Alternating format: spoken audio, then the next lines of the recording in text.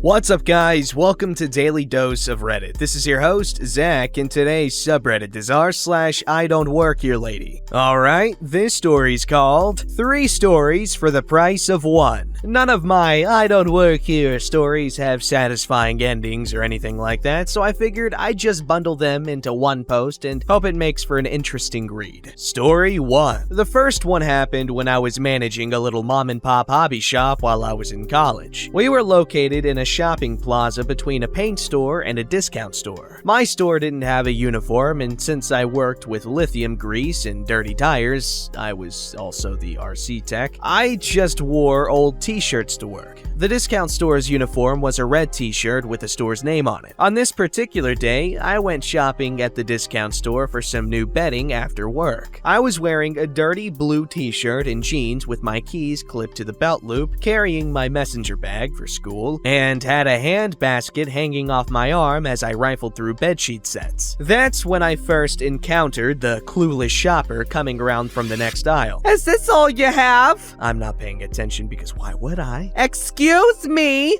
Do you have any more of these pillows in the back? There's only one here. I'm looking around before realizing she was talking to me. I don't know. I don't work here. You could ask at the counter. You don't work here. No, I don't. Well, She paused for a bit as if thinking of what to say. you shouldn't wear your keys like that. You make people think you work here. I couldn't say anything else to her and just kept browsing sheet sets, but I could see her standing there for a little bit, staring at me before walking away, presumably to find an employee. I don't know. Do only retail staff use carabiners for their keys? Story 2. The second happened under sadder circumstances. My grandmother got set up with hospice care in 2017, and this place was lovely to her and to us. When walking in, there was a security check-in desk. Past that was beautiful indoor patio with a fountain in the center surrounded by plants. On the other side of the patio was the nurse's station with the family room next to it. Behind this station is where the rooms were located. The family room walls were all glass. There was a couch and TV, bathroom and mini kitchen with a mini breakfast bar and a fridge. Since we were a big family, most of us stayed in the family room while others took shifts in grandma's room. Families were welcome to make coffee or bring in food and keep it in the fridge for their loved ones, etc. That's where I was. I was sipping on my cup of coffee and eating tamales at the breakfast bar with a cousin on either side of me when I looked up and saw her, the clueless griever. She locked eyes with me through the glass wall across the patio as she was making her way in from the check-in station. I was not in the mood, so I made sure to look away and not look back at her. But that didn't stop her. She skipped the nurse's station and came into the family room right up to me. Can you heat up my coffee here? Huh? I have coffee in the car. Can you heat it up? I looked around at my cousins, thinking maybe I snapped and I was imagining this ludicrous experience. They were staring right back at me, confused as heck. I don't understand what you want from me. I bought a coffee at McDonald's this morning and it's cold now.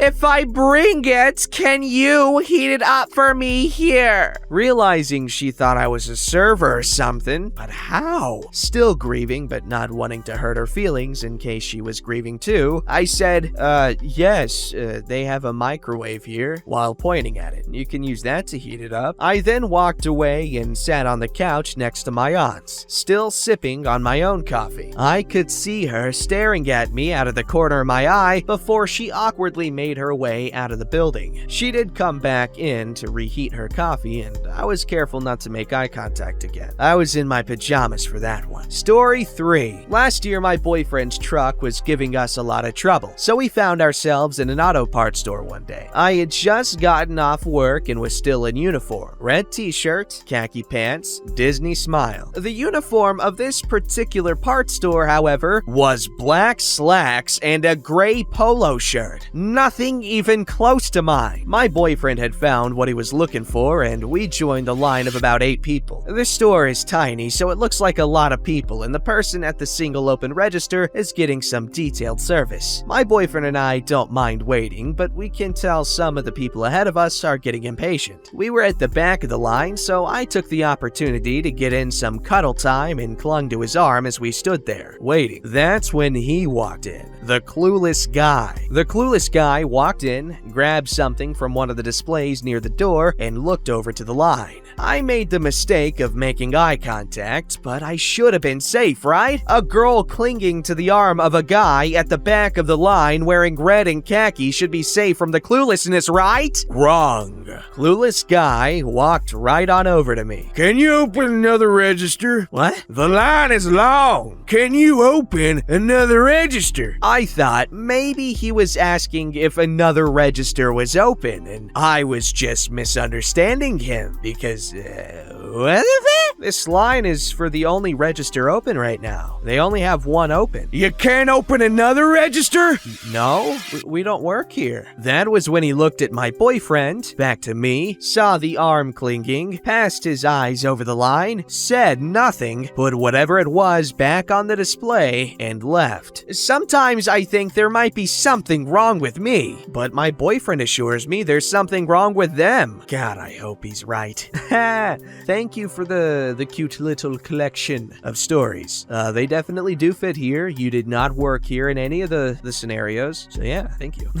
This story's called, I Assure You I Know Where I Work. So, living in an area with little options for department stores led to seeing the same customers frequently, in and out of work. I work for a well-known company that has a very specific uniform. Think printed branded scarves around the neck kind of specific. I don't know. A couple of days ago, having spent enough time encountering the joys of panic buyers and stockpilers, I left the store on my break to go pick up a few items at another department store next door. Now, this store doesn't have a uniform per se, just the clothes from the section the employee is working in, plus a colored name badge for clarification. I very much do not look like I work there at all, especially with the mask I'm wearing with my work logo clearly written on the side. I picked up something from a table but decided against it and went to fold it before I put it back in the pile, because trust me, I know how awful tables can get. Every little helps. I get a tap on the shoulder, followed by the telltale clearing of a throat, which I didn't appreciate given the circumstances, so I turned around, naturally assuming I was in the way. We shall call him disgruntled customer. Quick apology later, I turned to move on as my break was due to be over pretty soon. Then another throat clearing, and I'm paraphrasing here. I do not appreciate you ignoring me. Oh, sorry. I just assumed you were trying to get past. You assumed wrong. Now, help me find X product and X size since there isn't any out. You must go back and find some now. Once again, sorry, but I don't work here. But I'm sure there will be someone nearby that can help. Once more, I try to leave, knowing I need to get back to where I actually work. Where do you think you're going? How dare you lie to me? I know you work here because you've served me before. Now hurry to the back or I'll call a manager for your incompetence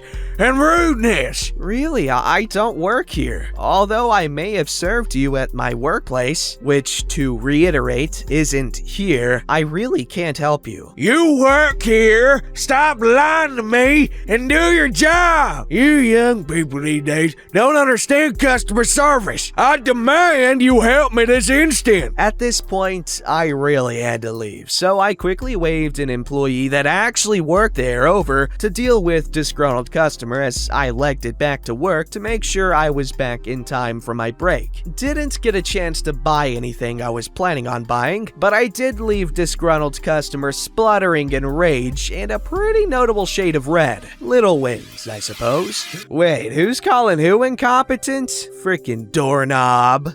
You see, you think, oh, obviously the logo on my mask shows I don't work here. My uniform doesn't match the uniform of the store. But honestly, they just see uniform, logo, employee, and that's it. This story's called Nipped a Karen in the Bud. Years ago, I worked in local news in a small southern city that was a popular tourist spot, especially among folks from the northern US. As this was a few years after the Great Recession and hospitality was the only real industry in the city, we did a lot of stories on tourism business, flights, etc. I was at the airport one day preparing preparing for a live shot and shooting some B-roll with my camera. It had the nationally recognized TV network symbol and the word news emblazoned on the side. Additionally, I had a stick microphone with the same logo attached to my belt. I was in a shirt and tie but had my sleeves rolled up and tie loosened. For reference, all airport employees were wearing polo shirts with the airport logo on them, as well as very visible ID badges. A group had just arrived at the baggage claims. I was making conversation with one person when a lady seems to literally part the crowd of people to head straight for me. This was nearly a decade before Karens were a thing, so I'll dub this lady Proto-Karen. She was in her 50s but dressed like she was 20 years younger and was wearing an overly bedazzled cowboy hat. She sounds hot. She looked as though she had lived, laughed, and loved her whole life, leaving a trail of mangled managers in her wake. She moves over to me like she has a purpose and slinks one hand on her hip. She looks at me smugly and says in a forceful tone, "Do you work here?" I say no, and it's almost as though she doesn't know what to do with herself. She sits there for a moment, staring at me, blinks twice, mutters, "Oh," and just sort of dissolves back into the crowd. To this day, I wonder what she was about to demand or complain about, because she clearly had an axe to grind. The only thing I can guess was that she had not enjoyed her flight, as a few people at the baggage claim complained about turbulence. But I'm not sure what she expected an airport employee to do about warm air rising and causing turbulence. "Stop farting so damn much, you damn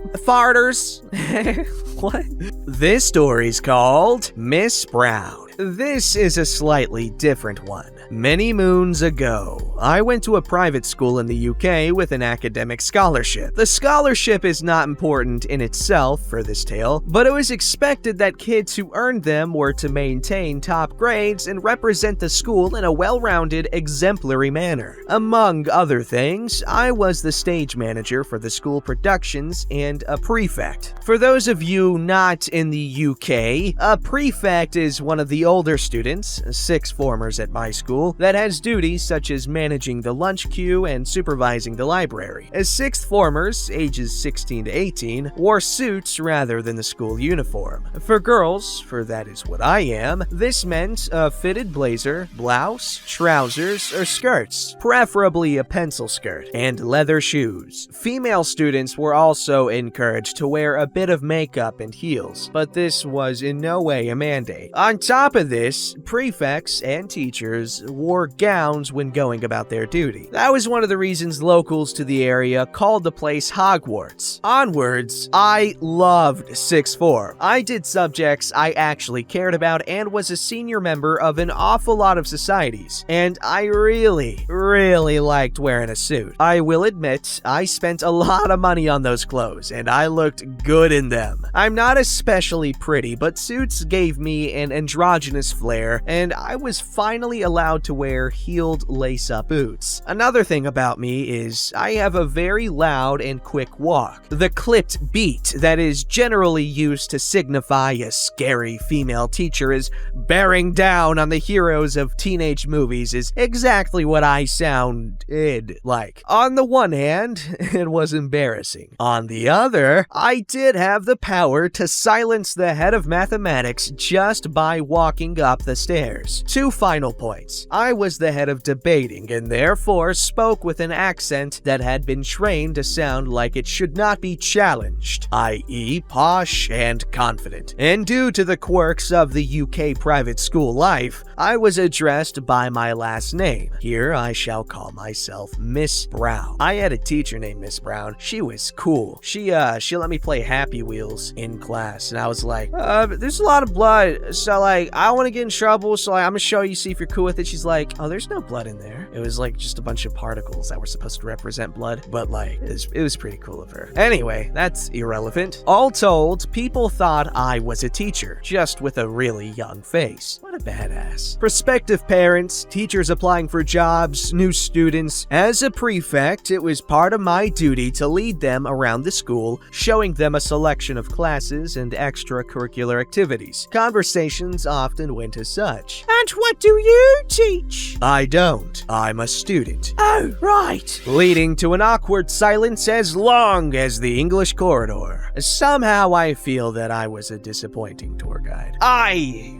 refuse to believe that. You sound badass. I'm just saying. To command that sort of presence and respect at such a young age within whatever the hell you're in, that's cool. That's badass, as I said. Go, Miss Brown. Actually, Miss Brown's daughter, she moved to Europe, so she was pretty nice. She was pretty too, but very nice. She's like a year above me. This story's called, Ladies, Are You Going to Complain About a Little Extra Length? What? I was in my nearby Home Depot where I spend a lot of time, so I know how to find stuff. Usually. I went down to the hardware aisle and saw a group of 4 women in their 40s to 60s. One had a machine screw, and they were looking for a big pack of them, looking terribly lost. If you know the threaded product section in these stores, it's pretty well laid out if you know how bolts and stuff work. I asked the one with the screw if she'd like some help, and she was thrilled for the offer. I took the screw to the sizing chart. Okay, so it's a 1032 1¼ inch long.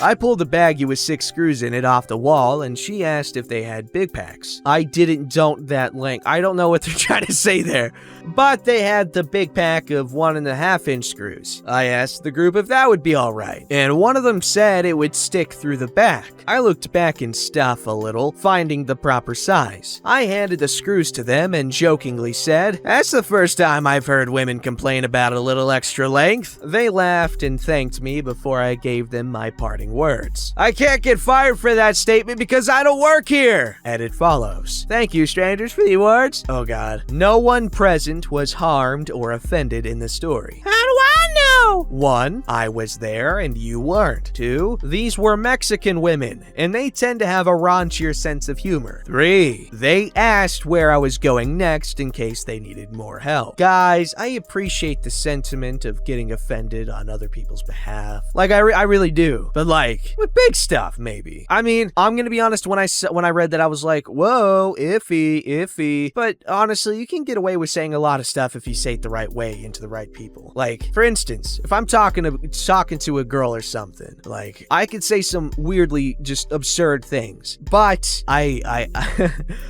depend on them to understand that a person normally wouldn't say something that absurd, so don't take it seriously. And it usually works out, and it's pretty cool. So just be aware, but don't be, overbearingly gross, because then it's just gross. And there's no plausible deniability there, which is how I thrive. Don't forget to like, subscribe, and hit that bell to never miss an episode.